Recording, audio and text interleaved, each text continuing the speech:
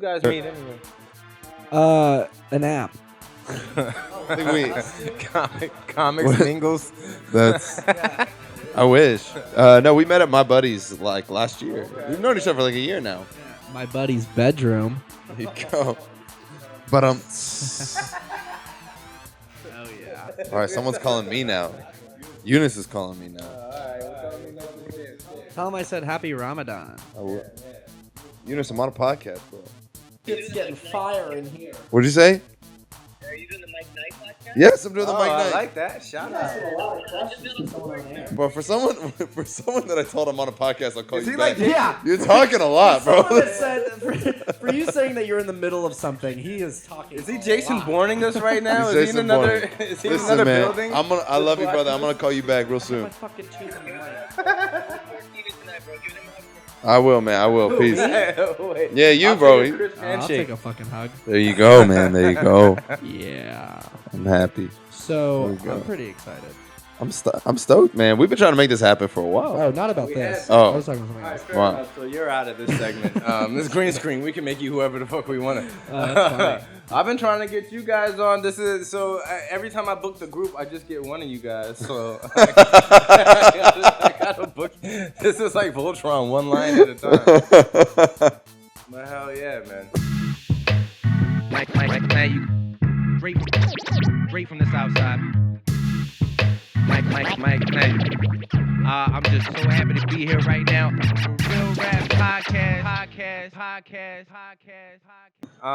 So cool. We are back once again with another episode of the Real Rap Podcast. This is episode 15, I believe.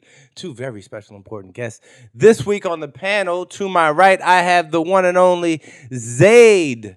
Zaid, if you wouldn't mind letting the people know how long you been in the game, where you're from, and what you got going on, sir. Yeah, I've been in the Chicago comedy scene for about a year now. Originally Okay. from Dayton, Ohio. I did a lot of sketch comedy when I was at school in Indiana. So then when I came out to Chicago, I said, you know what, let's try the stand up thing. How did you make your way from Ohio to Indiana? Man, I just keep trying to leave. Like I thought, You keep trying to leave the Midwest? Keep trying to leave, man. No, I got in. That was like the big thing. I Yeah. got in, and then I wanted to try something new. I wanted to go somewhere where I didn't know anybody. So Indiana was that, and then it was the same thing with Chicago. I just wanted to get kind of that next chance, that next level of diving headfirst in a new experience, a new community. How long you been in the comedy game now? I've been pursuing stand-up in Chicago for about a year, but the first time I touched a mic, I was 18. So going on almost 7 years since I touched the mic for the first time. Oh my gosh. Speaking of young whippersnappers, to my left, Hey. I have the one and only Josh Ocean Thomas, All right. man of many talents. If you wouldn't mind letting the people know what you got going on, how long you been in the city, how long you been in the game, sir. All right, people. I've been in the city since my freshman year of college. That started in 2020. 2019 was my first year of school.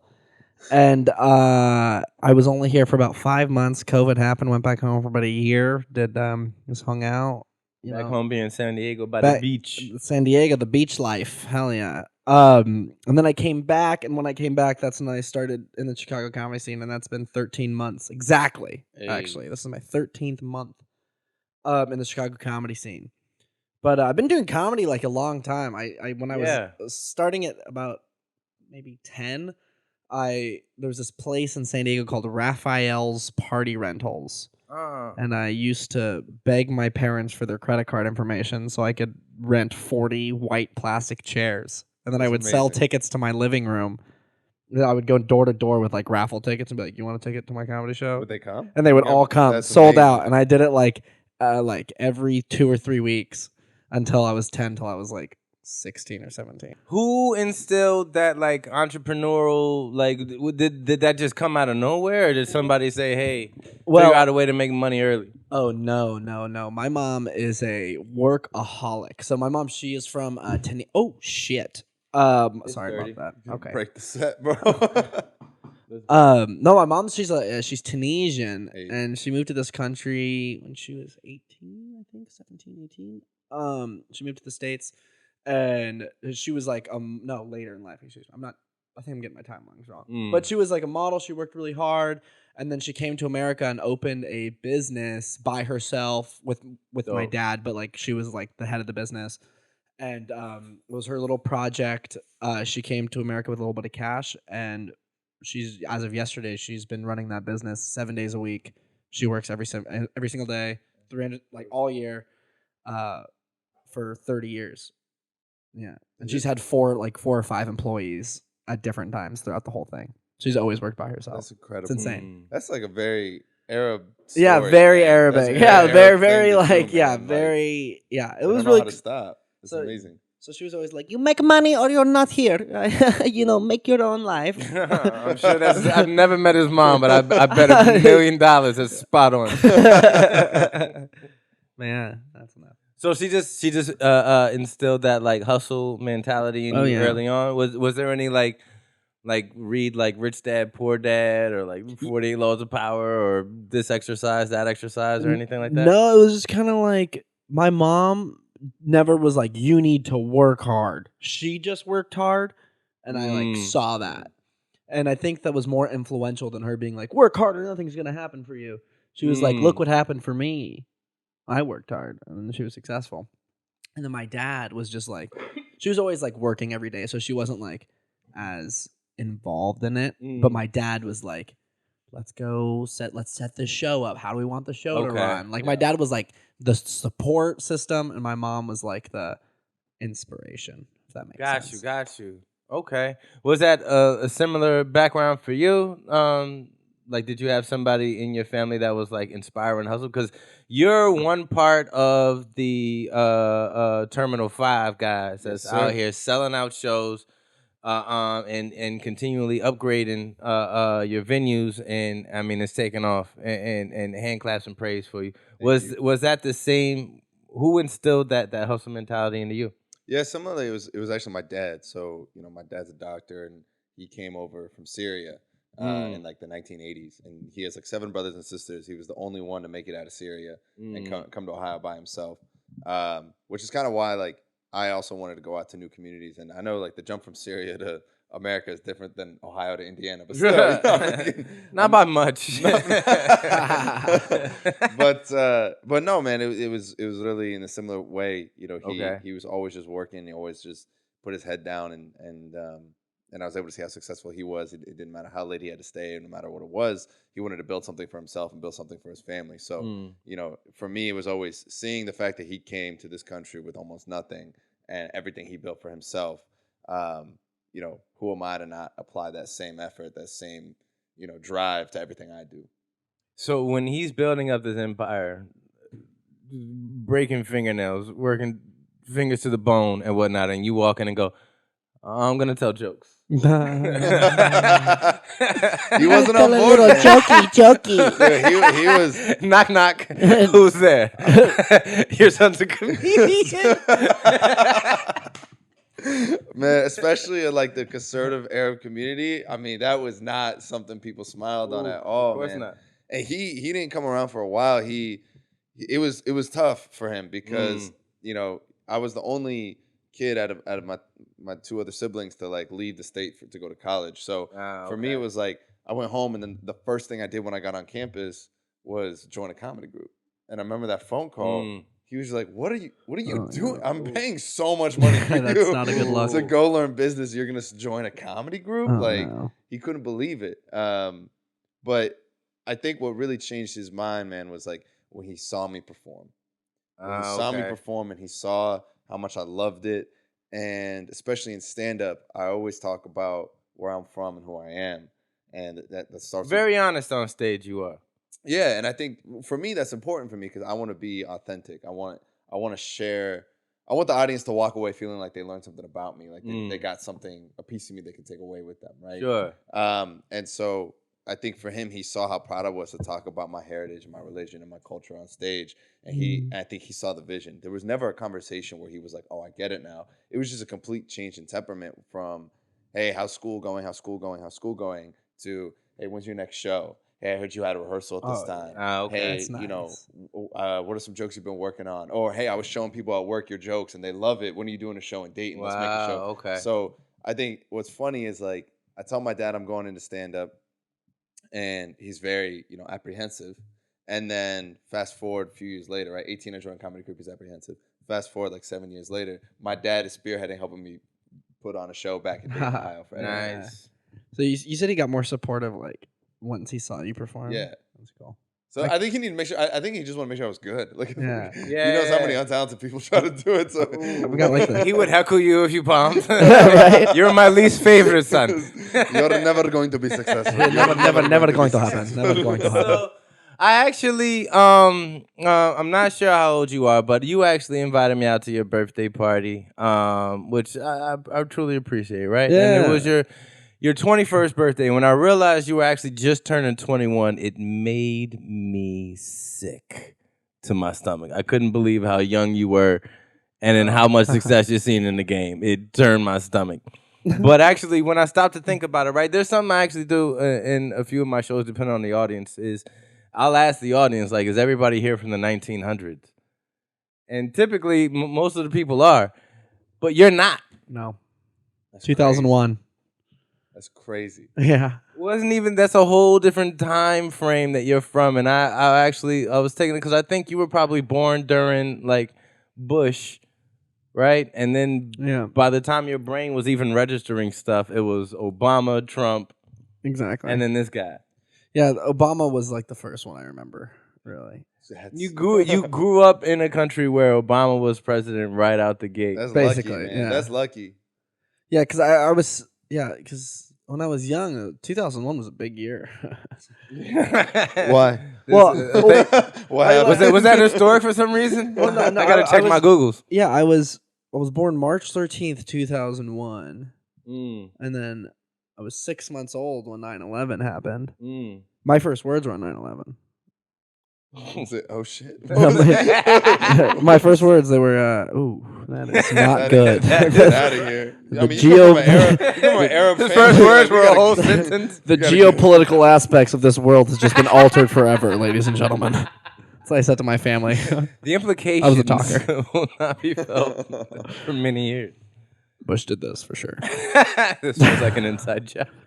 There's Man, more to so this. like when I was born, so I was born back in the 80s, right? And when I think back to the years prior to me being born, it was like, all right, the 70s, the 60s, you got like civil rights era stuff happening, free love, hippie movements, and all that other good stuff. I'm like, wow, it seems like an interesting time, but so boring. Like there wasn't a whole lot to do outside of just actually what was happening in American culture, like that transcendent time frame, right? And then when I was growing up, it was like when cell phones were just actually starting to pop off. Internet was just starting to get cool. Like when you think back to the time before you were, because I'm actually interested what it's like to grow up where these are taken for granted. They already have full-blown access to everything. You know what I mean? Streaming.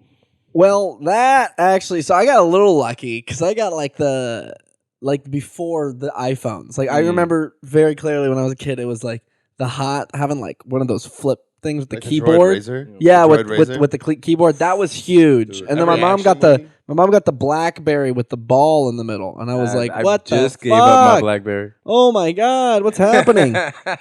And then I went to school and the big computers, and then everything just started getting smaller, and then it started getting bigger again. Everything's larger now. But no, I was like, I think I was the last generation that got to witness both. So I grew up. My early years were like early technology, and then I started seeing like. I remember when Instagram came out. I remember when YouTube came out, and I was like, "Ooh, this is cool!" Like we had to do the like the Netflix, where like they deliver a CD, and then 2 weeks later you'd give it back, and then they'd bring you another one. Did you ever do Blockbuster? Or did you Yeah, Blockbuster was right by my Blockbuster house. was a big Redbox, Yeah. all that stuff. So like I got a second of it. Right. So when you're in school at that age, and like you said, Twitter's coming online, YouTube's just starting out, Instagram and everything like that. Are they teaching this in school? No, it's a free for all. Absolute free no, for all. no. They were just like, "Oh wow, all right, we got a lot of technology now. No, I mean, Enjoy it." They were still teaching us abstinence and sex ed. Yeah, exactly. We were getting a whole different education on the internet too because we had this access to it. Yeah. I'm 25, so I'm not that. No, we're not that far apart. But yeah, man, it was just a free for all. No, nobody knew what they were doing. No one knew about it. I remember in high school, it kind of like that's when people started getting like the grip. It's like, oh, we kind of get it now. Like that's when like trends started happening. I feel like. See, I was in college when that hit. I was a junior in high school when I got a Snapchat. Yeah, the Snapchat came out. Yeah, that was big. I remember just seeing people do crazy faces for like half a second in class and then go back. And I was like, what? What are you doing? What are you doing? Like, it's this thing called Snapchat. Vine was big. You remember Vine? Vine was huge. Now you can only really recognize the times that you're a part of, right? And bullying is a steady constant through every aspect of life in any culture on any place of the planet, right? But I've heard it be made like a big deal. Like these days, bullying is different. Like back when I was growing up, I mean, I remember guys that got beat up or whatever, and that's just a memory that I have and some people that I grew up with have, and we can giggle about it and tell a story. But these days, you can get 8 million hits off of getting hit, right? Yeah. And you go to sleep, you wake up, you're viral, and you got a knot on your head and your eye black. Like, but that's the only thing that you guys really grew up with, right? Is there a difference that you think? Is it harder now with everything being recorded? I think bullying is a necessity. Oh, okay. You gotta be you gotta get. Everyone's gotta. The pecking order. What are you? We're all gonna be nice to each other. What is this? Yeah. What the hell? That's why we have the kids we have now. I feel like the one right behind me, like the guy is right behind me. Oh God, they're bunch of bitches. I swear to God, it's like I can't believe it. I love that every generation feels like that about the generation. Oh coming my up God, I agree. I feel like my generation. I hate us. Not eating Tide Pods. Like that, oh my God, I could not believe. I could not believe that was a thing. I mean, I'm lucky that like trends weren't a thing when I was in high school. But with the people who do all that complaining these days, the internet gives everybody access to a voice, and as long as they say something catchy or whatever, then anybody else can pile on it, like it, subscribe it. It starts doing numbers, and it's just like any one of us. If we have videos or anything going viral and we're getting a lot of spins, and that's power in the industry, people have to pay attention to it. So when these people who are coming from that other aspect of society, I don't like those words that you use. It's like, well, you don't. They get a lot of likes. I think a big issue for me that I noticed with the generations coming up is that just because you have access to tweet something or post something, it makes you feel like everything you have to say matters. No. And it doesn't, right? And not only that is like you can say it and you can say it behind like an avatar. You can say it behind a closed doors. A lot of these things you wouldn't say to people's faces. I think for us growing up, we had the opportunities. Like if I said some wrong things to someone's face, I got hit. Right. Sure. There was I learned, all right, I got to be smart about how I say things. But now you could just go out there, say whatever you want, and you might get a little bit of hate, but you know. Exactly. But you feel like your voice matters almost too much, I think. Well, what I wonder about, to your point, right? So I think we're in about, the second month of the Ukraine-Russia. Are we calling it a war? Are we calling it, they're still calling it a military exercise in Russia or whatnot, right? But I mean, that's a communist country. As far as I know, I've never lived there, but as far as I know, I don't think they're getting full-blown news coverage, right? I don't think they have a non-biased Russian Rogan over there just kicking it, waxing poetic on a podcast, telling them how he sees it or whatever, right? So they may not in particular be getting these other voices that we are going, oh, shut the fuck up, right? Or just any voices, all voices, people saying for and against, however you feel about any topic. So as much as I don't like these voices, I feel they're almost necessary, right? Mm-hmm. Yeah. At the same time, though, they're so depressing. Well, at the same time, I just wish, like you were saying earlier, I just wish people understood that their voice does not matter. Not always. Not at all. Never. If you know something about a topic, or if you have a point about something, or you have a perspective that matters, like, I guess, but like even then, like I haven't tweeted in 6 months, 7 months, like because you're having a good life. There's nothing to say. Nobody ever talks about things going good. Yeah, never. I've had a cell phone since cell phones came out, and in the beginning, you would drop calls. You would drop the same 30-minute phone call, you would have 12 drops in the middle of it. Have to keep calling them back. Yeah. I haven't dropped a call in 8 years straight. I have never once called my cell phone company and said, "Guys, this is borderline magic. I don't know how you're doing it. Right. Sound quality is amazing. This video You guys are footage. killing it in the cell From phone across game, the bro. world, I Right can talk to now. Telling you, somebody. bro. This is amazing. If I drop 2 calls today, you sons of bitches. Good luck. Who made this shit? Give me the next Bro, 3 months for it free. doesn't matter that the record is 3,000,002, bro. You're being like, Give him a I second. expect undefeated results. You understand me? You better be the Floyd Mayweather of goddamn phone call. Oh, 50-0, boy. No, I feel like we're desensitized to like everything now. Like I'll be scrolling and I'll be like, oh, that looks like it hurt. What is it? A guy just got shot in the chest. Interesting. And you just go by. You're just like, keep moving. why did I just see that? Like we've seen so much with this online digital media. You know what? That Sounds is crazy so that old. you mentioned it. That you're all right. So it does desensitize something in you, right? But I don't know if you've ever seen somebody shot in real life. That shit's sensitive. No, I've never seen that, and I don't think I would. I think I'd be in I've shock. seen it a million. I haven't seen it too many times in real life, but I have. But I've seen it a million times on my phone, and there's a very big difference to it. So like when actual real life does happen in front of you, you know, I still like I like UFC events, or I'll just be out and about and people will get into a fight, and there's still that excitement going on, and that's not duplicated in a phone, right? Or whenever this metaverse thing comes out, it's gonna stimulate certain parts of your brain, but what still happens in real life is it's different. That tactile experience, right? Yeah, I mean, I even struggle to watch UFC a little bit because even then, it's so real, dude. It's like it's brutal, like that. Even but then like you see a bunch of fighting videos online and stuff like that, and I'll swipe. You know, it doesn't matter.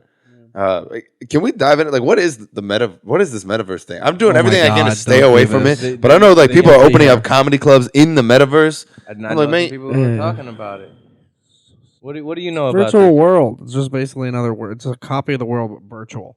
And you can own space. I love that he's talking to me like I'm his auntie. Like, Look at him. Exactly. He was on his phone too. It's like You it's guys sound just like another my world. dad. I just had to have this conversation last night with my dad. I just don't know What's the metaverse, son? I just try to stay away from that. I don't. It's not. It doesn't feel healthy. It's not. It doesn't. They're just trying to make the internet a bigger deal. They're trying to make it like, oh, you have your life in real life, and then you have your metaverse life, which is your online life. Which is, so if you don't think that your life is already too much on the internet, Like you can put more on. You can own a house. Like you feel like you can get a second. You feel like you can get a second chance. I don't know what it is. Like you fail at life the first time, you get second life. You get your online life. Like I just want to buy a real house. I don't need a metaverse house. You know what I'm saying? Exactly. Some of that stuff's You gotta- expensive too, right? Yeah, you're paying like you can buy hundreds like of thousands for this stuff. $100,000 metaverse house. You can buy. You can be employees. You can be an employee in the. So metaverse. you can work a 9 to 5 just so you can get online and work another 9 to 5. Exactly. That's incredible.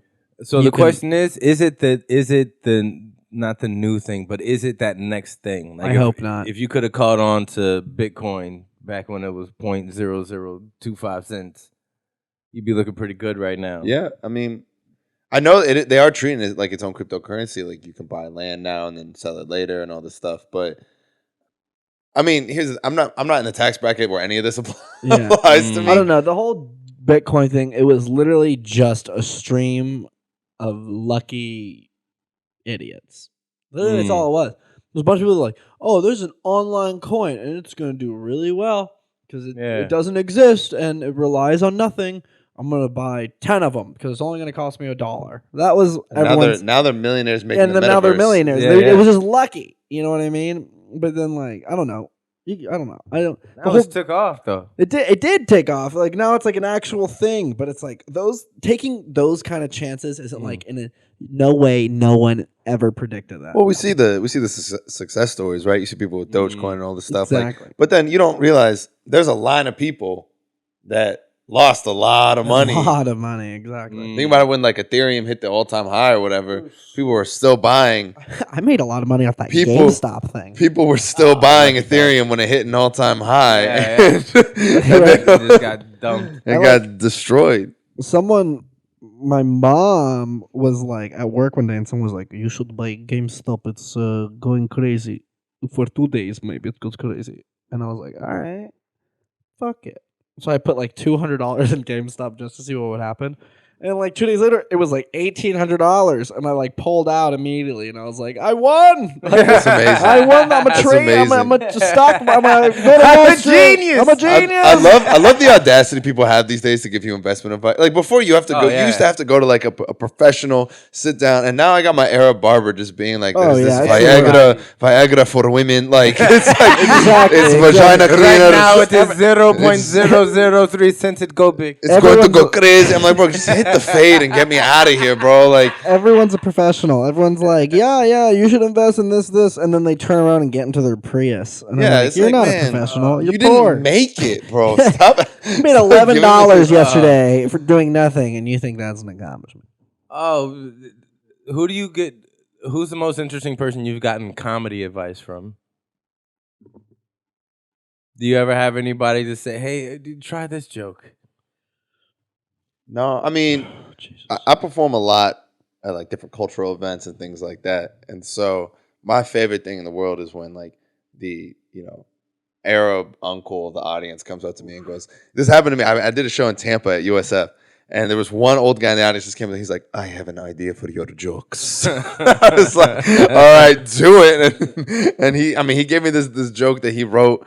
It's not even worth repeating. Like I didn't follow, but I love it when that happens. I love the casual viewer being like, "I have a joke for you if you want. You can take it if you want." And like you're doing me a favor, which I think is sweet because they're participating. But I'll be honest, I don't think I've ever had someone sit down and like who's in the game and really be like try to explain it to me or anything like that. For me, it's just been listening to different podcasts, watching people, their careers unfold and trying to learn from their mistakes. But I haven't had like that mentor figure yet in comedy.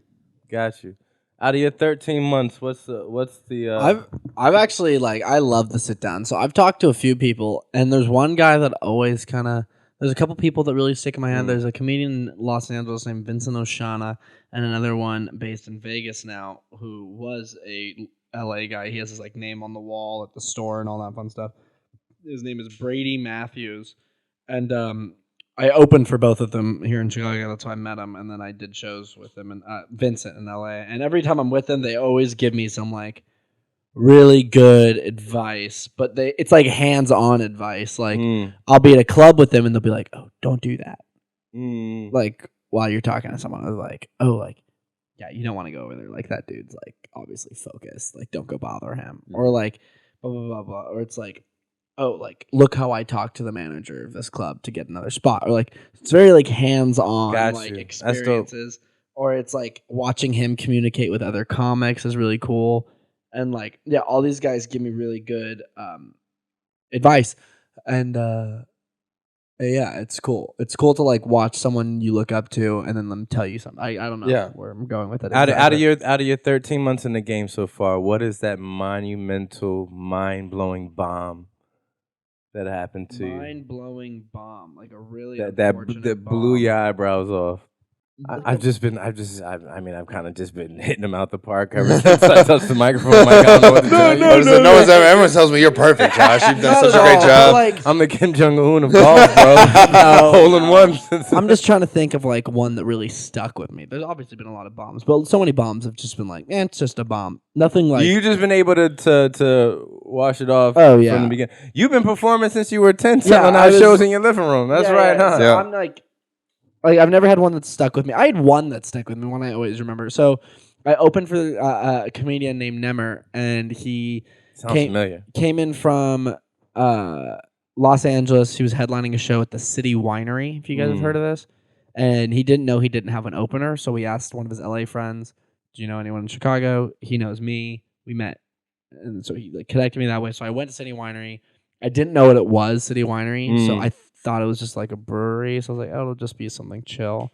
I didn't know it was an event space. So there was 300 something people there, and I had no idea. And I got there, and they're like, "All right, you ready to go on right now?" Everyone's sitting, and I heard the clapping, and I was like, "What am I doing?" 5, 10? They're like, "No, you're hosting." And I was like, "Oh wait, hold on. I don't know anything about this guy. I don't know anything about the crowd. What kind of crowd? What are you? Are you what is this?" And they're like, "All right." How do you identify? And then I heard them say, "Josh Dobbins." And I was like, "Oh, fuck." So I went out, didn't have time to make like a set list. And I got out there and I was like, hey, everybody, hi. And this guy's like kind of famous. So they're like, the guy in the front row goes, you're not that guy. And I was like, Oof. oh, God. Okay. Anyone been to a comedy show before? And I swear to God, it sounded like 2 people would clap. So I was like, oh, a lot of first time comedy show. And then like the crowd cheered. And I was like, oh, God, no one knows how this works. And I was like, hey, everyone. And I did my jokes for like 10 minutes. And it was awful. It was so bad. They didn't get anything. And they were just waiting for me to bring on the guy. They were just like, because they didn't know that I was going to be telling. They thought I was just like here to introduce him. They didn't realize I was also a comedian. They thought I was like the janitor just coming to be like, hey, fire him, exit that way. Just blank stares. Exactly. They're just like, what is he doing? Is he telling a joke right now? Yeah. And I'm trying to be like physical, and they're like, Did they try and stick with you in the beginning? no. Or was it Right away, first they were joke, like, it who was- is this? This is not who we came to see. Like, I literally watch people be like, who the fuck is this guy? And so that was rough. And then I got off stage, and I was like, dude, I'm so sorry. And I was trying to call. I was like, never. And he didn't come out. And I was like, You just let you sweat it out. And he didn't come out. And I was like, all right, guys, let's try this one more time. Never. And he didn't come out. And then he finally like ran out. He's like, I was in the bathroom. And I was like, oh, Christ. What was the energy he gave you after everything was done? So this is why it's monumental. It's because after the show, I was like, I'm so sorry. I ate it out there. And he goes, dude, like that. I think that was totally acceptable that you ate it. You kind of just got thrown into this last minute. You were not prepared. And I was like, yeah, I'm really sorry. Like, I swear, I do better sometimes. And then he's like, well, why don't you come open for me again? And I was like, all right, cool. And I was like, where? And he's like, have you ever been to San Diego? And I was like, yeah, that's my hometown. Yeah. And then, and he was like, come open for me. And then, so now I'm opening for him in San Diego on June 25th. But the reason why that bomb stuck with me so much is because, like, I always judge myself after a bomb. And ever since then, I've never judged my act off of one bomb. Like, I've never judged myself as a comedian off a bomb. Because that doesn't make sense. Obviously, you judge how you dealt with the situation, but you as a comedian as a whole, Right. One bomb, bombing doesn't reflect that unless you only bomb. No, Like if you never do, if you do well, if you bomb more than you do well, Right. then obviously Then you need better friends. Yeah. That's Yeah, you need yeah. better friends to talk to you about. Right. You're a bringer. Yeah. yeah, you obviously have to like fix your act, but like bombing regularly, like it's not like a bad thing. And then that made me realize, like, no comedians, like real comedians that aren't out to slit your throat and hope you die in the industry, comedians that actually want you to do well, they're really easy to point out because they'll never judge you off a bomb. Sure. They'll never watch you bomb and go, oh, he's not that good of a comedian, I guess. Yeah. I mean, I think bombing comes with the territory, right? I feel like Definitely part of the job. I feel like if you're not bombing, it means you're not trying new jokes. You're not playing around with your set. You're not playing around with what you're doing. And so, Sure.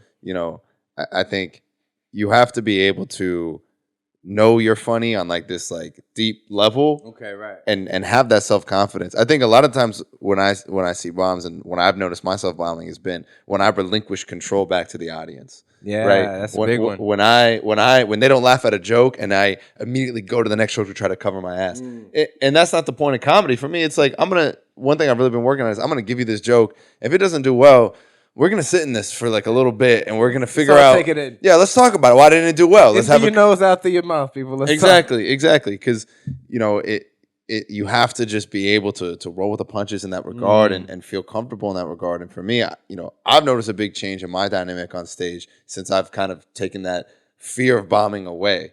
Right. I feel like when you relinquish control of the audience and they don't respect you, then your chances of bombing increases. But if your set's not going well, it's okay. It's okay. Yeah, you're gonna do another one. It's gonna be fine. You're gonna work on the jokes. Don't let it destroy you right then and there. Stick to who you are. Have that confidence, and that's how you kind of weather a bomb. I think. Yeah. Well, comedy being my favorite job, comedians being my favorite people.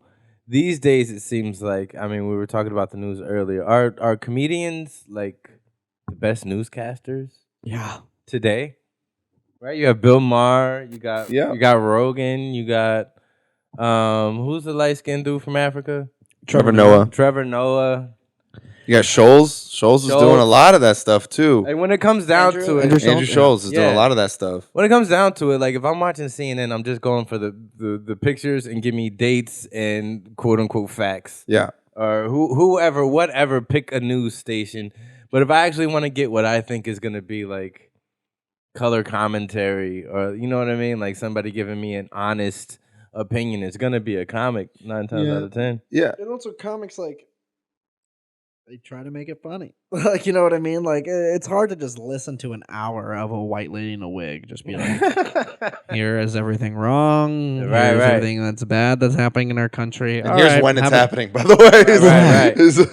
Right. yeah. And then, all right, good night. Yeah, I think a big thing is also comedians' job is to go out, experience, see, and report back. And when you report back, it's not just reporting back the facts. It's reporting back the feelings, the logic. It's reporting back, it's processing. I feel like when you see a stand-up routine, especially when it's talking about or any type, whether it's on a podcast or stand-up, whatever it is, and you're talking about real-world situations, a lot of times when I'm hearing these comics talk, they're processing it. And they're putting it in like almost layman's terms where it's like, we don't have to be like super, protective over what we're saying or anything like that. We're just going to give you the raw, authentic feel. And I think that's what resonates with people, and why people like Rogan, Scholes, Trevor Noah, Bill Maher, these guys are blowing up is because of those things. You don't feel like you have to sugarcoat it. Even if you're being inappropriate, you should be trying to be fair, right? If you're playing devil's advocate, right? Because if we're being judged in front of an audience nonstop, we're trying to find a balance to make sure that everybody's enjoying their time as much as possible. Yeah, you can't just go up there and be a jerk, right? You gotta. I think first and foremost, your job as a comedian is to make people laugh, right? And you gotta make sure people have a good time. And so you gotta be. I feel like comedians do such a good job of just playing both sides and flipping everything up on its head and flipping it upside down and analyzing it in ways that other people wouldn't. Yeah, and I think that's what makes comedy for me like the most thrilling thing, is that we can talk about something that we all saw, but it's my job to flip it upside down and give it to you a perspective you might have not thought about. Exactly. I think as far as perspective, especially from a comedian, you're in front of so many different audiences, so many different personalities, and you got to go from 0 to 60 real quick. An endangered species these days, which used to pretty much, I would say, be kind of in charge of the media, straight white guys. Are they allowed to say anything on planet Earth anymore if they're not a comic? Like, can you just be a newscaster, straight white guy, and have an opinion about anything? There's someone that has a joke that's so funny. His name is Akash Singe. I think I said that right. Have you heard of this guy? Yes. It sounds familiar. Yeah, he rolls with Scholes a lot. Yeah, he does. Oh, right. He has one of my favorite. He has such a good joke about it. And he's like, everyone in the media, he's like, name one thing a straight white man can't have. He's like, okay, an opinion. It's so Fair true, enough. though. It's so true. It's like, yeah, if you're white and a guy and you like women, you don't get to talk. Fair enough. It's like, it's true. It is. Is that? I mean, fair, unfair? I think we got to find. I think we got to find the balance of lifting minority voices without suppressing other people's voices. And I think that we often feel like, in order to encourage diversity, it means that we have to minimize the white male perspective, which is like, that's bogus. I just don't feel like that's not the solution, right? Shutting down any voices I'm against. Yes. Yeah. Unless they're bad voices. Even those. But then who dictates that though, right? True. I mean, you can't. Everyone should get it. That's why, like, no one's opinion should like matter more. It's like everyone get an equal opinion. You get an equal word. I feel like a lot of people, like you were saying, a lot of people are worried about. Okay, you guys had your time of like having like the biggest word. Now it's our time to have the biggest word, and you guys' word means nothing. Sure. It's like we're repeating ourselves. Like we're just in this never-ending cycle of, all right, now it's my turn. Now you shut up. No, okay, now it's my turn. You shut up. Why can't we all, like, why don't we just level out? Like, there's a lot of people who, like, say they support, like feminism, right? I support feminism. But then there's people who say they support feminism, but their goal is, like, women are better than men, and we don't need men men are gross, stupid men. Men are nothing. Or like, we don't need men anymore. Like, men are blah, blah, trash. blah. Men are right. trash. That's not feminine. That's the opposite. Feminism is like the equality. So it's like we're all equal. Doesn't matter what's in the pants. So now you're gonna mansplain feminism. I'm just playing. Is that your Ladies and platform? gentlemen, Josh Ocean on feminism. Yeah, that's me on Can feminism. doesn't fool me. Yeah. I'm part of the problem. Hell yeah. I'm just playing. No, I think equality is what we're all shooting for, and I think we're overshooting. Yeah. If that makes Well, sense. it's also That was a scary great way in of my saying it. eyes. In my eyes, it's scary to try and shut someone down because you're not shutting down the perspective or the passion or the feelings when you shut down a person. So when you take if you take Donald Trump off social media platforms, what's gonna happen? You're getting rid of his voice? No, he still has a following. So eventually, in my eyes, right, he's gonna start his own. I think they're already talking about it. Yeah. They're gonna start his own platform, and it's gonna have so much of a kick behind it because it's like bottlenecked right now with somebody shaking a champagne bottle. Yeah. With the cork still on it. I was actually having this conversation. There's this girl that I was seeing, and she hated Joe Rogan. I mean, when this Joe Rogan stuff came out, was just like Joe Rogan is the ultimate Republican, ultimate right wing, ultimate this. And I was like, Joe Rogan is actually none of those things. And I explained to her, and I was like, if you look at a lot of his social stances, he's actually a very middle ground guy. And I don't have a hard opinion one way or the other on Joe Rogan. But my whole point was, I was like, do you want to? She's like, all the right loves him. I was like, do you know why the right loves him? It's because the left hates him. And I was like, if you try to cancel somebody, all you're going to do is ignite a fire under their following. Yeah. Rather than, hey, let's invite them to the table and have a conversation. Let's exchange ideas. Let's maybe see if we can at least share perspective so I can see where you're coming from. You can see where I'm coming from. But a lot of this anger that we feel is like the reason that Donald Trump has such a high following is because the left just kept going at him and trashing him.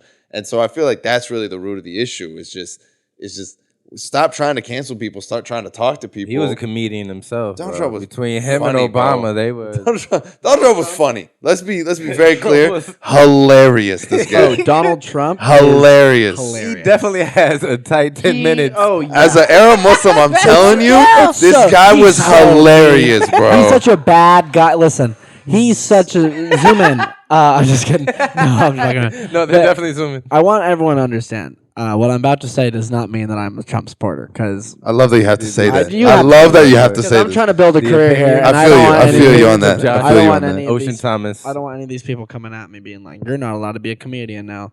But yeah, I don't support him. But he's so funny. He's hilarious. He's so funny. The fact that he was our hilarious. president is, and again, That I'm is- not a Trump supporter. I really want. Yeah. Let me just say, I I'm wanted not a to Trump say supporter. maybe Mike, but Mike I can get voted away for with it. Biden, whatever that means. It's coin flip. But I just want to say that he is absolutely hilarious. Like Watching him just shut like down crooked reporters. Hillary. What a good clapback. That What a resonates. good- Have you seen the one where he's like, "We can't have someone be in charge of the law like Donald Trump," and he goes, "Yeah, because you'd be in jail." Yeah, because you'd be in jail. What a good comeback, bro. We're not going to talk about the comedic quality this guy has. He can roast. Trump, You've seen him on the roast, right? Trump Comedy is Central hefty. roast? on the hefty, and he roast. calls other people fat. Like he's That's the thing. You know what? he shoots. Man, we know we have seen NFL players on video kicking women, and the next Sunday they're running for touchdowns with everybody cheering. But Donald Trump can't say nothing, or we're gonna cancel him. I'm like, no. The fact that he was calling Chris Christie fat is like the greatest. Or like the fact, my favorite part about the whole Trump thing was when he had his doctor come out and say Trump isn't perfect physical condition.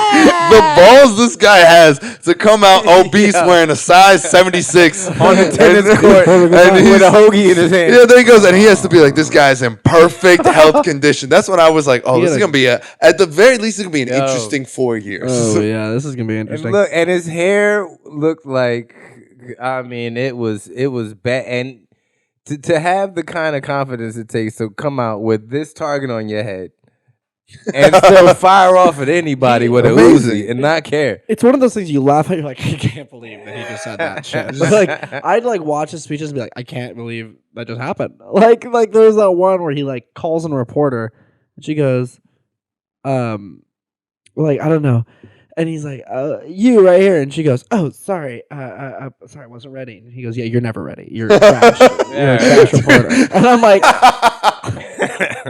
It's a full president right there. Dude, Well, the rest of those people are cookie cutters. They're in a box. They're reading this little script or whatever. And he's a TV personality. He's been in real estate in the mafia-riddled streets of New York, Manhattan, and whatchamacallit.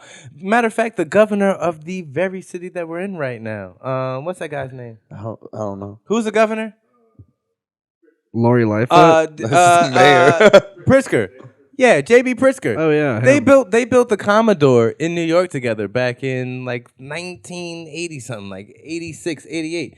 The amount of people in bed with Trump that as soon as he was up there doing all this, and they did, I don't condone. Da, da, da, da. What about all that money you guys were making back in the 80s? You're real quiet now. Like You real quiet right now, shaking Aunt Jemima's hand so you can get votes. the fact that this man was selling steaks. And then became president of the United States of America. Yeah. We're not going to call that the American dream. I don't care how big his loan was. This guy had 7 failed businesses and still won the presidency. And he like gave us this whole game plan too. You guys remember there's like that 1980s interview that went crazy. It went viral with Oprah. He was like, "Yeah, I'd run as a Republican because they're not educated. They're not like, bro." He's just like insulting them. And then like 30 years later, he's like, "I'm running for president." I'm running for president.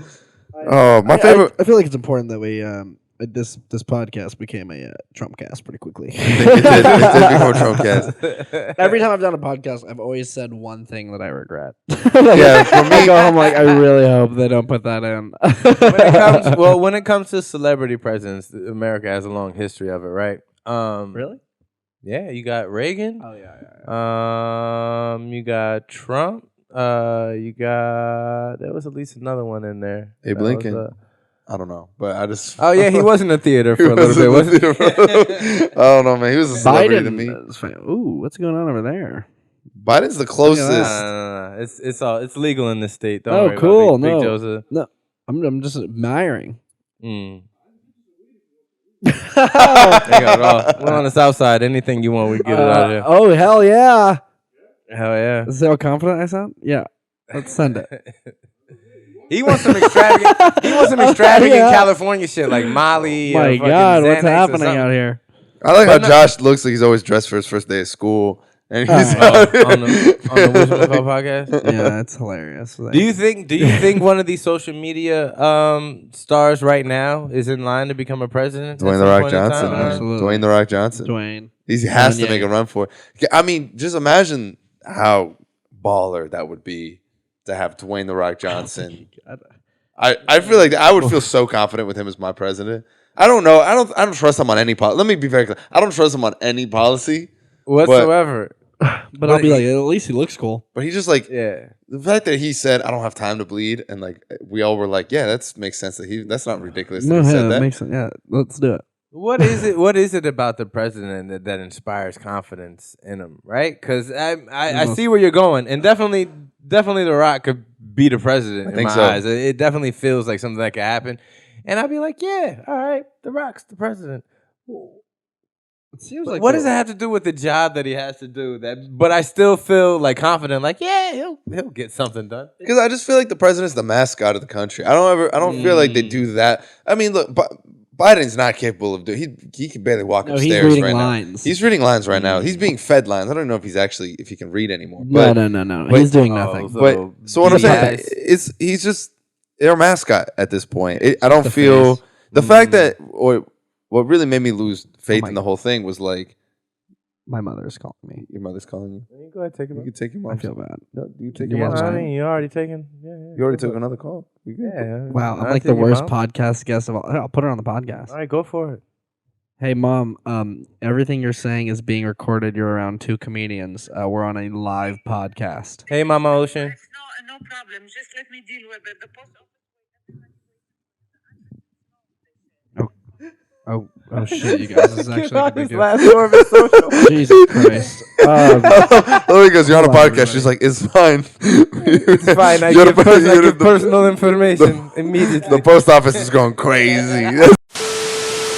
I do apologize for that. No, is everything cool? Everything's cool. The post office, you figured it out. Yeah. Your last 4 of your social. Yeah. By the way, your mom's accent, you nailed it. You nailed it. Oh, It's yeah. perfect. She speaks like this, like she doesn't understand, but she does at the same time. She's very soft, very sweet lady. Where'd he go? He went to go get you all those illicit drugs. Oh yeah, the illicit drugs. Yeah. This is so right on scary. time. Hell yeah. This is like the kind of building where he can just go into another room and just come back. No, this building definitely has 8 Mile vibes for sure. I like Hell it yeah. though. I'm Like gonna go. when you pulled up, did you want to call me and be like, "Hey, Mike, are you sure?" I was standing I was like, outside. this If you doesn't didn't come seem for like another the kind 2 of place minutes, for you me. said because I was like, I'm not ringing a bell. I'm not announcing that I'm I just didn't get out on of my the. car until I saw Mike step I was like, outside. I'm not gonna announce my location right now. I just feel like I was like, oh god, I thought Mm-mm. what's gonna happen to me in here? Just announcing is like, I'm here with Mike. I'm here with Mike. I am a nice guy. I mean, we are definitely past the point of talking about the whole Oscars fiasco. But my biggest question about my takeaway from there is how when do you know when to call it off on a bad relationship? When she puts other people's penises in the mouth. I think That's my thing. It's a great start. As soon as you start That's a sucking great on a dick, start. we're done. As soon as That's my only rule. That's right. I feel like that's As a great long- call. That's all the strikes. As soon as another That's dick it. enters the picture, I'm out, bro. Yeah. It's not- If there's 2 dicks, I'll leave. That is you a can have bummer. that dick. Yeah, That I'll is leave it. definitely a bummer. There's 2 dicks. One of us This has to whole leave. ain't I'm big always enough for the willing. both of us. Additional dick is bummer for real. That's how you know to call No it additional off. dick. None. But I mean, technically, I'm not gonna offend Jada. Nah. I was about to. I'll you never defend. know. Listen, I'll defend Trump, With but I the- will not. keep her name out your I fucking will mouth, not talk right? about. It was a joke, dude. What a That was my crazy- favorite line. It's a joke. It was a G.I. Jane joke. Because dude. that was a nice one. I was that was like, a nice one. to be fair, all the jokes he could have made, I was disappointed he made that one. Like that's how It was just a tame bad it joke. was. It wasn't even funny. It's just how tame it was, where it was like, and my biggest thing on the whole Oscars thing, and again, I know we're past it, but That Samuel L. Jackson finally won. Samuel Jackson finally Shout won. out Samuel. Oh, he did? But my biggest thing was I was like, why are we talking about the joke? Why does the joke matter? A dude got up and hit another dude in a workplace environment for just performing. Like, why was it all of a sudden it's like he was defending black women? Is that how we're supposed to defend people now? Is like you just get up and smack a performer for making a joke? Is that how we're gonna do it? That was my biggest issue. Was the whole conversation in pop culture was should he have made the joke? Should he have not made the joke? And my whole thing is I was like a comedian was performing and got slapped. That should be the news. That's all that matters. annoying. That is a bummer because a lot of culture, especially American culture, is monkey see, monkey do. Yeah. So for the simple fact that happened now, it's, I mean, it's not open season, but it definitely feels like some drunk idiot one night is gonna be more than likely. I mean, after 9/11, there was some dude like 4 months later that flew his little fucking crop duster plane into the side of a building over taxes. You know what I Really? mean? Like, yeah. I didn't He hear wrote like a about whole that. manifesto. I'm and glad the we whole at least nine, yeah. inspired something. You know, He killed himself in one window. Fucking that's jackass. crazy. Over taxes? over Just don't taxes. pay him. If you're flying a crop duster, I doubt that the IRS is knocking on your door. You know, if they didn't bust Donald Trump, they're not gonna buzz this guy with the crop duster. Yeah, I don't know if I should be admitting to this on. You never you know, pay taxes. I've never done that shit. Well, because like here's what I thought. Listen to me for a second. Here's what I thought. This is how I thought it worked. Okay. You pay taxes once you start making like a lot of money, like adult money. So like I had my summer job and I make a lot of money from stand up and like I'm doing this, I'm doing that.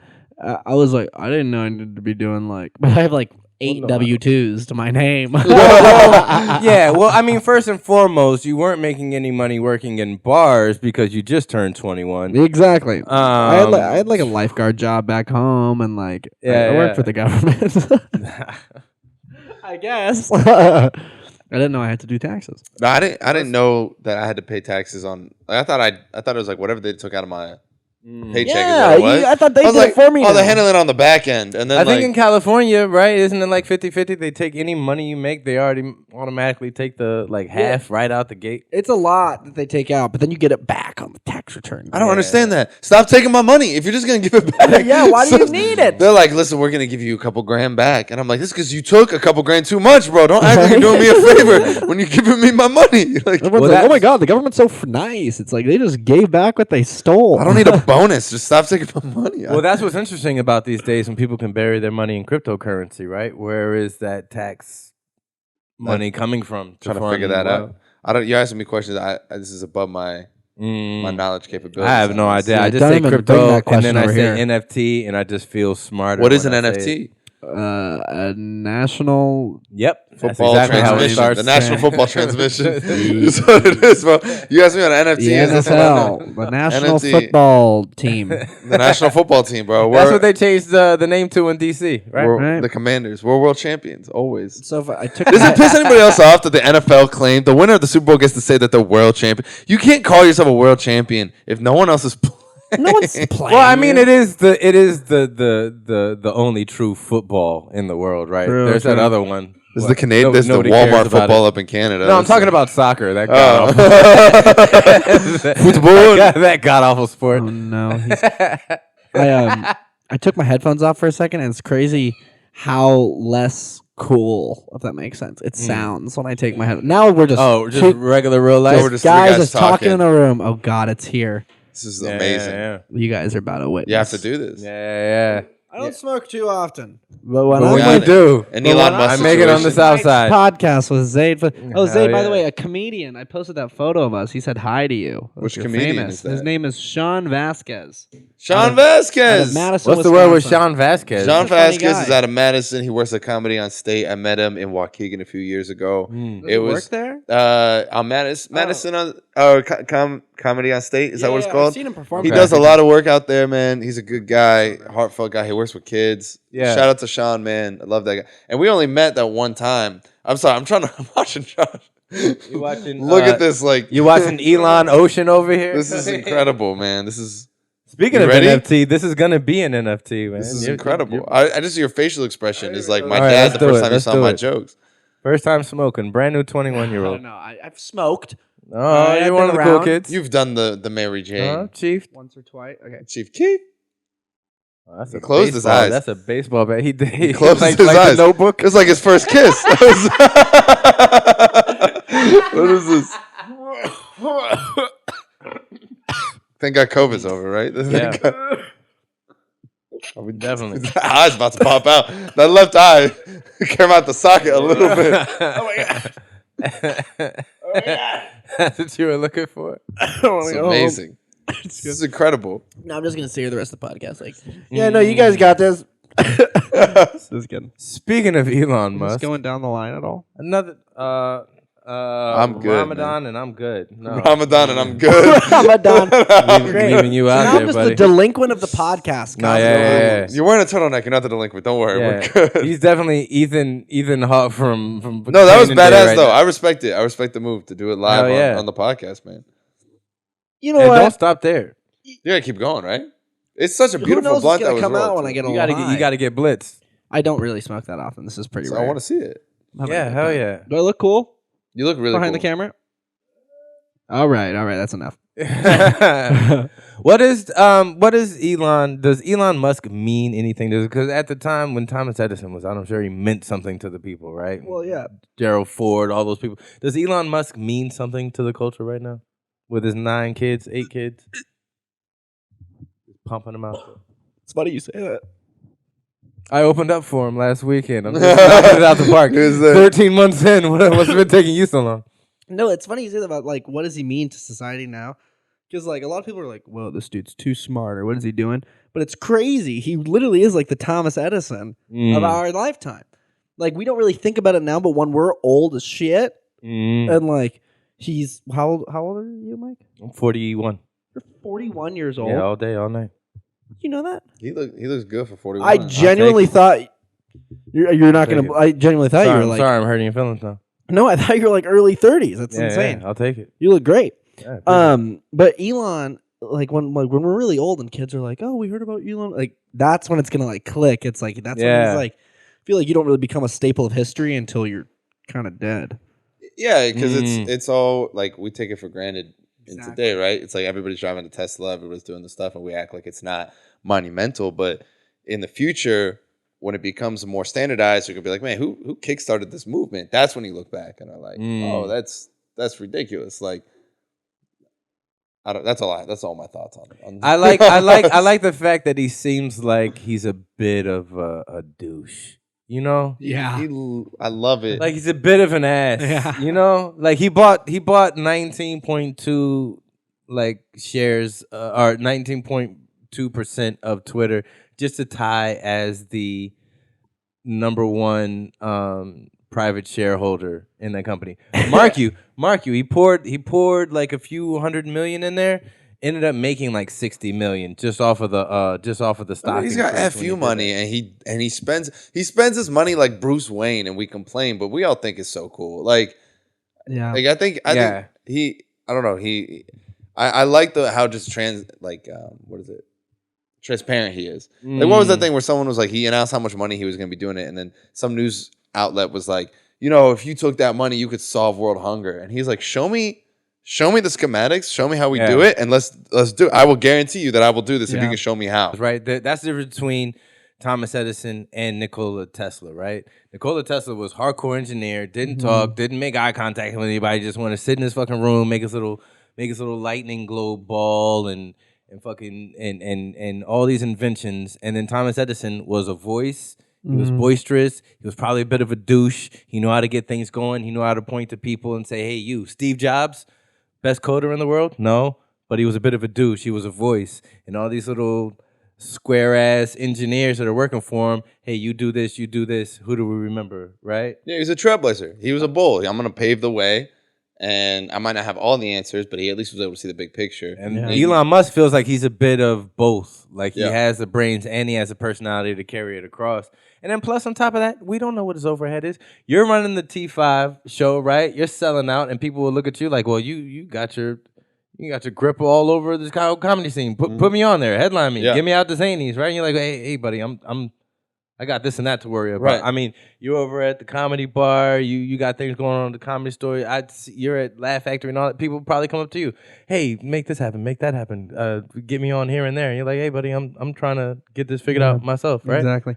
I don't like. I don't know. Like, yeah. I see exactly what you're saying. And like we were talking about like the leaders and like how I don't know how to word this actually. I have it worded in my head, but I can't get it out. That makes sense. Sure. But no, go ahead. I was gonna say like right now for what I pay for my 2-bedroom apartment on South Side Chicago, if I was to go to Omaha, Nebraska, I'd be living in a 5-bedroom mini mansion. Yeah. You know what I mean?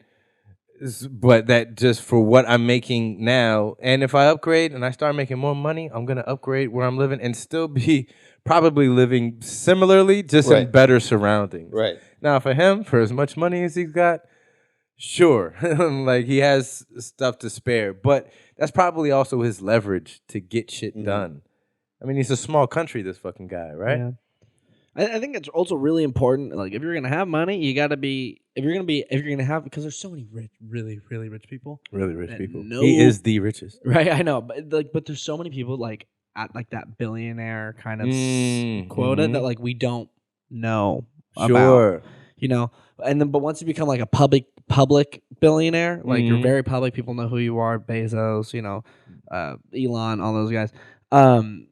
It's like you got to be kind of influential. It's like, oh, now people look at me like you're this big thing, like you're this big energy, this big person. Then you have to have like that kind. You have to pick up that mentality, and you're like, I'm gonna do good with it.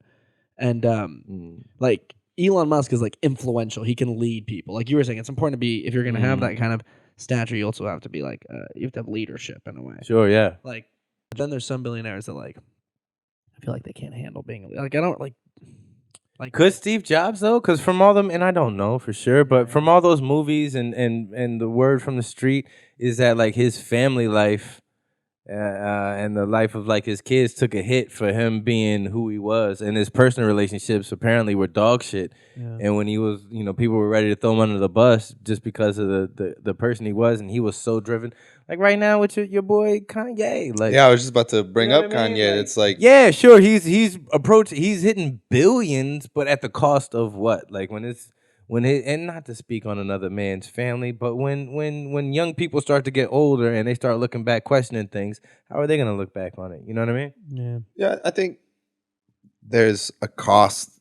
There's a societal cost to being a genius, and I think that if you are extraordinary, right, your life is just gonna be different, right? So you have people like Elon Musk, you have people like Steve Jobs, like Kanye West, who I consider to be the greatest musical producer of our generation, right? Okay. And when you have that, like, you're not going to live a normal life. You're going to do extraordinary things, which is going to bring extraordinary tension, which is going to bring extraordinary struggles and challenges. And also, like, if you're that talented, there's something different in your brain, right? Whether you want to call it a mental illness, whatever you want to call it, there's something different in your brain that makes you stand out amongst the crowd and why you were able to trailblaze. And I think that a lot of times we're like, no, we just want to enjoy the art, but then we want to attack the artist, and we don't want to ever talk about where that art comes from, and we never want to give the benefit of the doubt of where that art comes from. So when I see what's going on with Kanye, when you talk about the hardship, the personal relationships with Steve Jobs, I feel like, man, how am I going to sit here on my iPhone and praise this man's genius, and then turn around and judge where that genius was coming from? Like, there's going to be a hardship and a struggle that comes with that. Who's that number one image? Conor McGregor after he broke his legs. Your wife sent me DMs. Your wife sent me DMs. Like, this guy's insane. But I'm gonna tune into his next. I'm going to watch that next fight. Exactly. When you're extraordinary, you attract that attention. Yeah. It's just the other side, right? And you can never.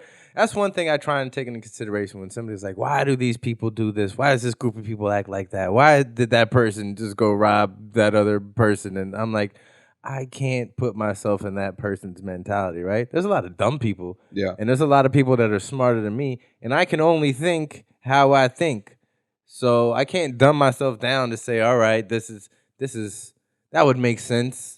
Or it doesn't make sense for you to go out and rob somebody. If you're not working with a full deck, or if your deck got funny cards in them, or just life and circumstance, and who am I to judge anybody for anything? You know what I mean? Really? I mean, there's good and bad, right? Is there a clear line on good and bad? Nah, I mean, I think that line's always going to be blurry depending on the perspective, depending on who's the stakeholder, right? Because I think that there's so many conflicted interests today that depending on where your interests lie, you're going to view something as good or view something United as States, it's federally illegal to do allegedly what Josh, you know what I mean? You're a criminal, Josh. There's also tax thing. then also 1,000%. Don't talk about it anymore, please. As your non-legal counsel, I advise you. But then also, I mean, federally illegal to for prostitution, unless you go to Reno, right? It's illegal to do this here or there. It's illegal to brandish a firearm in New York, but it's open carry in Texas.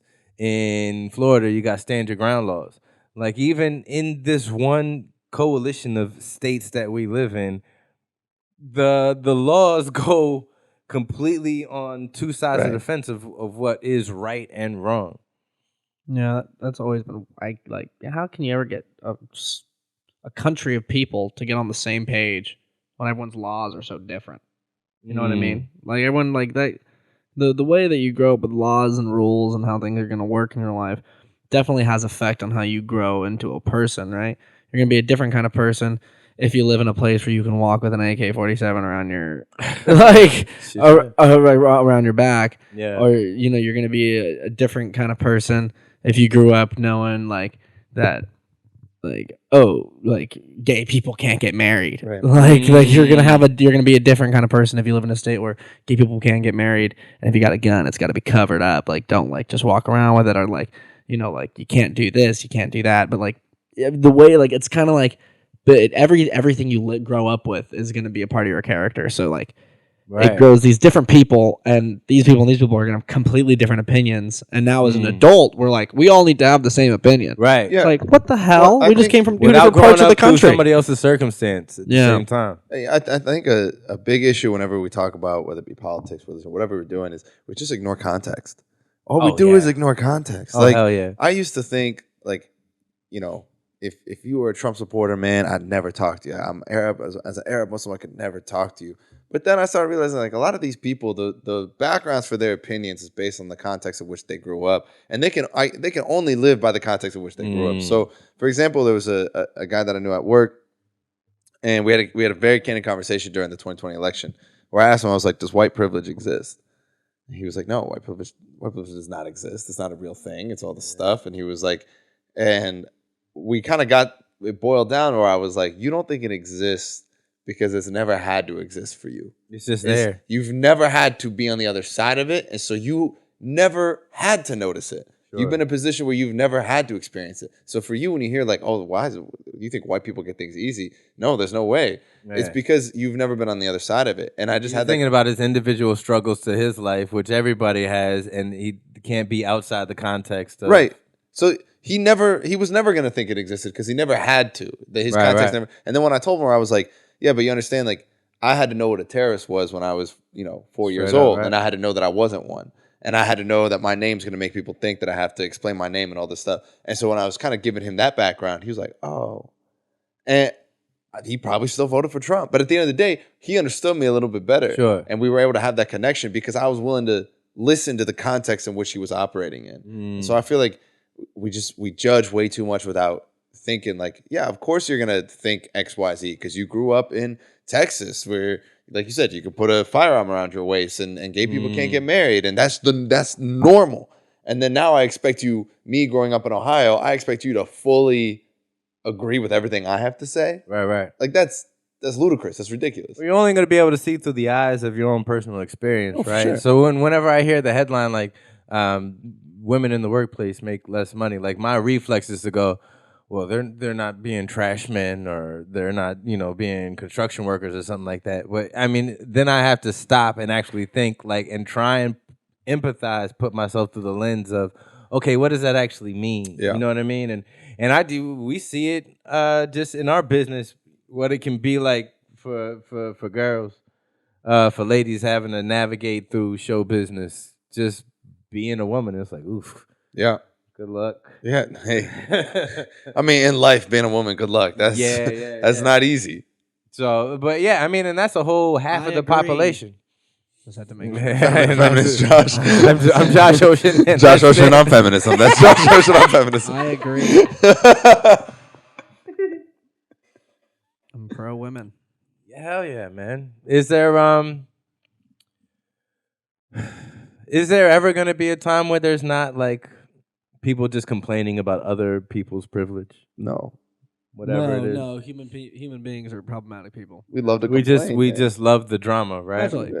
Every generation has had their revolution and their anger and all this stuff. Like Hell yeah. it's always going to be a thing, and I think it's going to get louder because now people are going to be complaining in the metaverse. They're going to be complaining in the real world. They're going to be complaining. There's 2 universes worth. 2 universes. So many avenues to complain, and it's just going to get worse, man. And With that, we were talking about bullying earlier. Is it the aspect that, hey, all right, if something happens at 2:00 at school and then 8:00 that night, everybody's still talking about it on socials. Is that making things worse? Like the same way, like the positive vibes you get from scrolling, those negative vibes, is that doing something worse? Online bullying is the I think online bullying is like trash. Like it's fake. Oh God, no! I just Not true. I think it's so wrong. Like bullying somebody online, that is so far way past the point of like, why would you do that? Like people that like, what's it called? E-bullying? What did they call it? Cyberbullying. E-bullying. It's just like, I don't know. I feel like it's so fake to bully someone online. Like you're hiding behind this hate comment. Like show me how insecure you are. Like when I post something on TikTok or something, people comment all this hate stuff. My favorite thing to respond is like, do you feel better now? Like is your day better now because you got that off your chest? Like, man, if you're gonna bully someone, bully them in person. Listen, I'm not saying don't bully. I'm saying if you're gonna bully, like Take some lunch money. do it face to face. Like this cyberbullying thing, you can just hide behind an avatar or profile picture and don't have to face the consequences. Because I feel like bullying is also educational in some ways. Because you gotta pay the price of what you say. As an adult, like you could say something wrong at a guy in a bar and he's a little drunk, he'll fuck you up. Yeah, but online it's like, be ready for that. it's like F you, no F you, no F you. Like, all right, we didn't accomplish anything. Online today. is the great equalizer, right? Doesn't matter how tall you are, how much you can pin press, how fast you are. Like if somebody can get you going online, they could be a little worm somewhere. Yeah. If they hit you, that one thing, if they start working on my nose and then hit me a good one, I'll be like, fuck, it'll ruin my whole week. And they're just sitting over somewhere in fucking Vermont, like, got him. That's my thing. It's my hairline that when people mention my hairline, man, I'm like, it had nothing to do with the video. Like, you didn't have nothing to do with the joke. Like you could like insult the joke. Don't joke had nothing. leave the hairline alone, bro. I was advertising hand lotion. I was like, what are you talking about, Show bro? my face. I was wearing a hat, you asshole. This guy told me I had a worse hairline than Joe Rogan, and I was so upset because it made me laugh. Really funny, That's how mad I was. I was like, that's so good. Geez. That's so mean. I remember the meanest comment I ever got. The meanest comment I ever got was, it was not too long ago. It was on an Instagram thing, and it wasn't even like mean. It was just so like, why would you say that? They go, there's an old ancient saying: when it rains, it pours. Yeah. And there's another one that says Josh Ocean Thomas is gay.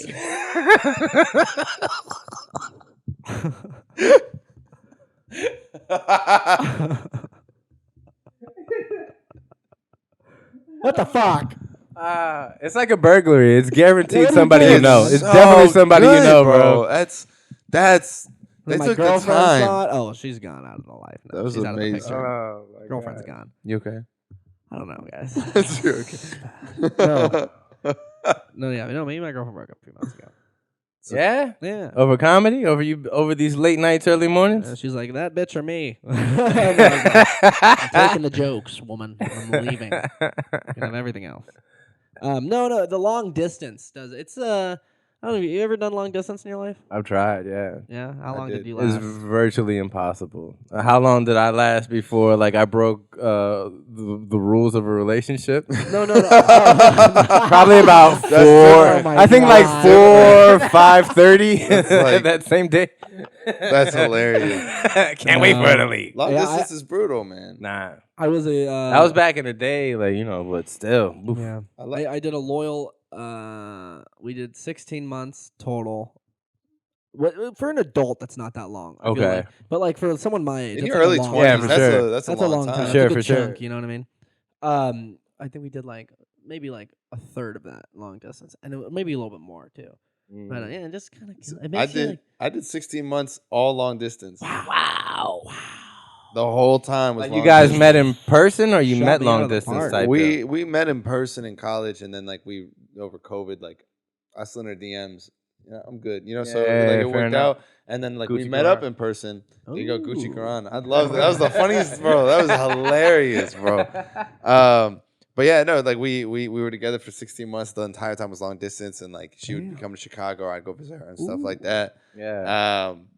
Yeah, it didn't work. So Jeez, I slow did down. too. You're giving me a boner. No. I'm just kidding. Sorry, guys. Was that too much? No, that's okay. It wasn't enough, honestly. Sorry. I'm working. I'm in a brand new relationship right now. We're about to hit a little long distance action. Oh wait, are you allowed to drop names out here? 'Cause Is I it- think Probably not. Is Oh, it is okay. it like No. a Probably not. short term long distance or like you It's gotta a short term long distance. see Wow. if there's a definitive end to it, yeah, before it yeah, starts? it gets a focus. you could be like, all right, it's like training camp. I can focus. It's like Fair I enough. can focus on this because I know there's light at the end of the Does tunnel. J5 have all your videos laid out? There on you the go. schedule? There you go. You get a good, phone sex schedule going Yeah, on. You're gonna yeah. be fine. Wow, I never. But did if you phone just talk. like you never did phone sex, no phone talking. oh No, my God. that's a hard one. That's a hard one. I can't. 'Cause I'm a comedian, right? I can't take it serious enough. That's why I'm a comedian and not a musician. I can't maintain that long That's of eye funny. contact. Oh my god. You know what I mean? And be serious. Do you guys? I mean, serious. I feel like laughing during sex as a comedian has to be normal. It has to be. I feel so bad, but I've I'm like, bro, definitely- this She laughs a is lot. funny. We're making. She laughs a lot. She was laughing a lot.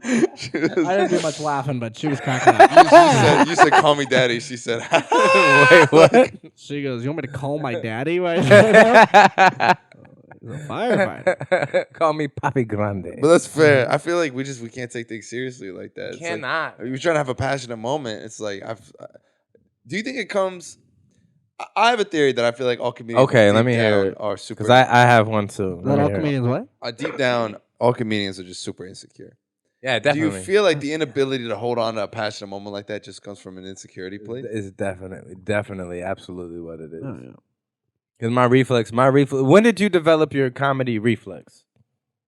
I developed mine. I grew up as a military kid and it was always moving around like every 4 years or whatnot. So I probably had something natural, but at the same time, it was like, oh man, I got to make new friends all over again. You know what I mean? So it was like, all right, boom, just being funny. That's a good icebreaker and keep it moving. And that's probably where it came in. I was just insecure, just being the new guy all the time. Same for me. It was college. It was like when I first came into college and I didn't And girls, of course. I didn't know anybody. And so the only thing is like I dabbled in comedy in high school and that's the only thing I could hold on to. So that was like my icebreaker, and every single thing that I did was like, oh, I did this like comedy, I did like speech and debate type thing in high school. And so I would just use that every class, every friend group, every social gathering. And so I thought, oh, he's the funny guy. Cool, he's the funny guy. And when you're the funny guy, you can just be the funny guy. You don't have to. Yeah. Nobody cares about your thoughts and feelings. Yeah. It gets you by a lot of You stuff. just slide, And you still get to mingle with the cool kids group. If Yeah. you're the funny guy, you're the keep funny you guy with around. the jocks. You're the funny guy with the chess team. You're the funny guy with whoever. Everybody loves the funny guy. Nobody Everybody cares loves about the funny guy, guy. but everybody loves the funny guy. What about you, surfboard Jim? Surfboard Jim. I don't know how it just came. That's a new one. Yeah. I mean, You grew up in a funny household, like was your mom funny? I'm trying to type? think about that. Where did the comedy reflex? That's the question, right? The comedy. Yeah. Yeah. I mean, like my mom is really funny, and so is my sister, and so is my dad. Like they're all actually very funny people. So like I always had to like be like I remember as a kid like trying to get the laugh at the table because like they were always making people laugh, and I'd be like, hey, and then I'd say something, and then I'd bomb. But then I started like I feel like getting a little funnier, like just kind of like trying to make my family laugh. And then I got to like 4th or 5th grade, and I was like, why is everyone growing up? Why is everyone looking older? Right? Why are these guys have beards or whatever? I was like, why do they look like men? And I was like this. I was like the runt. Yeah. Very small little boy I was. My senior year of high school. But like, no, it went up like it went for a while, and then I was like, okay. So I'm not the manliest guy around. Like, definitely, I'm not gonna be the priority pick, right? Pick my lane. So I was like, all right, I'm gonna be the funny one then. If I can't be, I think that's if you can't be the hot one, you be the funny one. Okay. Did you have a glow up, Josh? Did you have a glow up in high school? From high school to now? I don't know. I grew up though. Like I mean, like if you see a photo, I don't have my idea. Because I feel like this haircut is your glow. Like I feel like Yeah. you walked in here looking. You remember when he was rocking the Technicolor train coat, but he and was now this rocking guy, it, like, rocking it. It's just the glasses and everything. He walked in here, and I was like, man, this guy looks successful. This guy looks like he's opening up for what's his name on June 25th. That's what it looks like, bro. No, definitely. But no, it's oh no, where'd my thought go? Oh my gosh. I was just asking you if you had a glow up. Yeah. Oh, you were talking about in high school I just being the grew run up. of the litter. I looked like a kid. Like I looked like a kid until like halfway through freshman year of college. Just like when I was like a senior in high school, I looked like I could have been a freshman in high school, maybe an 8th grader. Like I looked like a child. So like the whole time. The whole time I never really I guess like I said, freshman year of college is when I started like, oh, I'm becoming an adult. My face is pulling back. Although he did answer a question from earlier, like he said he used to bomb at the dinner table constantly, so that's why he sold out the living room and didn't book his parents or There his you sister. go. That's why he didn't put anybody else He on, didn't bro. book anybody. you're not gonna He do said, that "F you, for me." y'all don't think I'm funny? I just rented out the whole living room. So how about that? I need you guys to be gone between 6 and 8 on Saturday. I need the room. I need the space. Mom, could you make put some the name down. I sandwiches, made a cut them in reservation. triangles? Now that but you guys are both from funny households? Yeah. No, not really. Not even a little. Not I mean, even my a dad's a little, little yeah, bit the funny, funny but like my brother and sister, they're not funny at all. Oh, that's a bummer. Yeah, my folks have their funny. My pop was in the military, so he was gone like half the time. So it was kind of like a my mom's best friend vibe a lot of the time when I was growing up. Like she'd sneak me into the bar she worked at and whatnot. So I just be around funny people all the time, and her side of the family's funny. So Nice. Yeah, especially like because now I go home and everyone's still trying to be the funniest person in the room. Like, I'll be with them and like my sister will get like a big laugh at the table. We're talking about it's a big spot, but big deal spot. But she'll get a laugh at the table and she'll be like, "How's that, Mr. Comedian?" And I'll be like, "Okay, all right." I love being from a funny family. You're from wait, you're from strict, stern, very strict family. Yeah, classic. Like it's always just school. We always eat dinner together at the dinner table. It's just like everything very structured. You're not allowed to really go out with friends very often. Like every time, if I saw my friends, it was like an event. It had to be like a birthday party or something. Like it was, kind of like a social permission slip in order to be able to do anything. So it was very structured. Very growing up. Did that turn a lot of people away from the culture when you were growing up? Oh yeah, you had a lot of rejects of the culture that just were like as soon as they could, they just bounced and was like, "I'm on my own." Yeah, they were like, "I'm gonna go do my own thing." Like my brother to an extent went through that. Like you see it. And I don't blame him, man. I'm lucky to be the baby, right? Because it's like I think the reason I'm so close to the culture and so close to the religion is just because my parents were tired by the time it got to me, right? So they were like, they were no longer on my head about this stuff. They're like, just don't die, just like make sure you just come home. And so I had that freedom to kind of still figure out myself without being too tired, and I was able to stay with the culture and stuff. But I noticed a lot of the older people in my community, like they struggle with it. Hell yeah, man. Oh, Josh, we're gonna go find you some flaming hots. So, an Italian you look beef. Fantastic, bro. Do I look You you look like $1 million. I do want to say, man.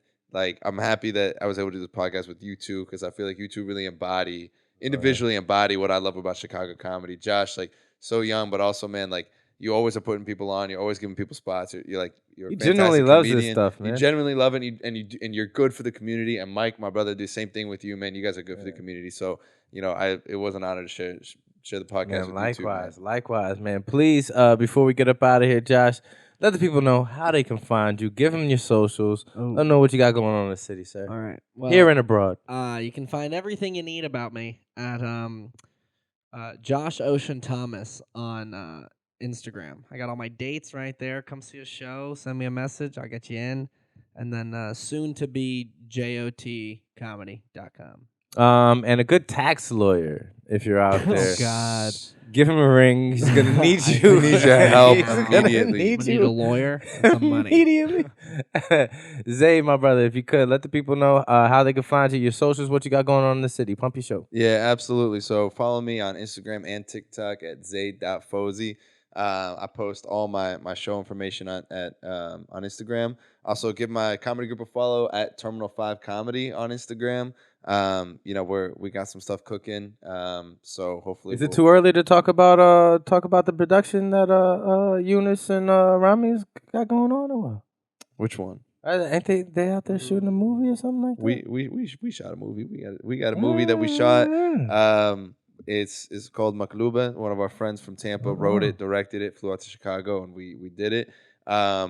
What service is going to be on? Or are you guys figuring that out still? We're still figuring it out. We're going to do a premiere in Chicago. We're going to do a premiere in Tampa. The premiere in Chicago is going to be a music show, comedy show, and then we'll debut the film at that time too. Dope. Again, follow Zaid.Fouzi. I will post all the information when I have it. We're still kind of figuring out the details, but we got a few things cooking on Terminal 5 Comedy as well, and another show's brewing, so give us a follow there. Oh. Hell yeah, that's fire. Once again, with the Real Rap Podcast, I am Mike Knight. Make sure you follow me at Mike Knight Comedy on all the things. This is a weekly show. Make sure you follow my guys right here. And then also, please, man, make sure you like, share, subscribe to content so we keep bringing you more of this Real Rap Podcast. Mike Knight, I'm out. Peace. Yeah. Mike Knight, you great. Awesome. That was sick. Thank you so much for having me. Josh, how you feeling? Mike Knight. I'm just happy to be here right now. Real Rap Podcast.